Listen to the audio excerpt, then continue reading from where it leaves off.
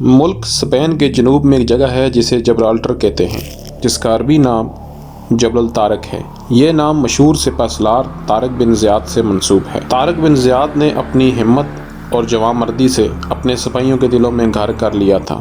جو حکم دیتا جلد اس کی تکمیل ہوتی۔ یہی وجہ تھی کہ افریقہ سے چلا اور جلد ہی اسپین پر قبضہ کر لیا۔ اس وقت خاندان بنو امیہ کے چھٹے خلیفہ ولید اول کے زمانے میں موسیٰ بن نصیر شمالی افریقہ کا حاکم تھا۔ اس وقت ملک اسپین جو کہ ہمسایہ ملک تھا، اس میں عیسائی بادشاہوں کے ظلم و ستم سے رعایا بہت پریشان تھی۔ لوگوں نے موسیٰ بن نصیر کو درخواست کی کہ وہ اسپین پہ حملہ کرے اور انہیں نجات دلائے۔ چنانچہ موسیٰ بن نصیر نے ولید اول سے اجازت لے کر اپنے ایک سپہ سالار طارق بن زیاد کی سرکردگی میں 7,000 فوج حملے کے لیے روانہ کی۔ اس زمانے میں اسپین پر جس بادشاہ کی حکومت تھی، اس کا نام روڈرک تھا۔ اس نے طارق بن زیاد کی فوج کے آنے کی خبر سنی تو اپنی فوج کو تیار رہنے کا حکم دیا۔ طارق بن زیاد نے اپنی فوج میں 5,000 مزید سپاہی شامل کر لیے۔ اس طرح طارق بن زیاد کی فوج کی تعداد 12,000 کے لگ بھگ ہو گئی، لیکن اس کے مقابلے میں عیسائی فوج 1,00,000 کے قریب تھی۔ جب طارق بن زیاد جبل الطارق پر اترا تو اس نے اپنے جوانوں کو حکم دیا، سب کشتیوں کو جلا ڈالو۔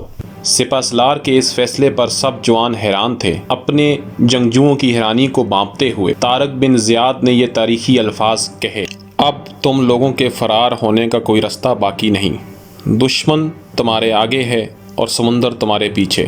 بچنے کا صرف ایک رستہ ہے، آگے بڑھو اور ملک پر قبضہ کر لو۔ اپنے رب پہ بھروسہ رکھو اور دشمن پر ٹوٹ پڑو۔ اس کے بعد طارق بن زیاد اور روڈرک کی فوج کے درمیان جنگ شروع ہوئی۔ ایک طرف 12,000 کا مٹھی بھر لشکر اور دوسری طرف 1,00,000 فوج۔ مسلمان بے جگری سے لڑے اور فتح حاصل کی۔ طارق بن زیاد کی حکمت عملی کارگر ثابت ہوئی۔ مسلمانوں نے اپنی سی 10 گنا بڑی فوج پر فتح حاصل کی۔ رفتہ رفتہ مسلمانوں نے پورے اسپین پر قبضہ کر لیا۔ یہ اسلام کی بہت بڑی فتح تھی۔ اس فتح نے یورپ میں اسلام کے لیے ترقی کی راہ کھول دی۔ طارق بن زیاد نے اسپین میں اسلام کا بول بالا کر دیا اور تاریخ میں زندہ و جاوید ہو گیا۔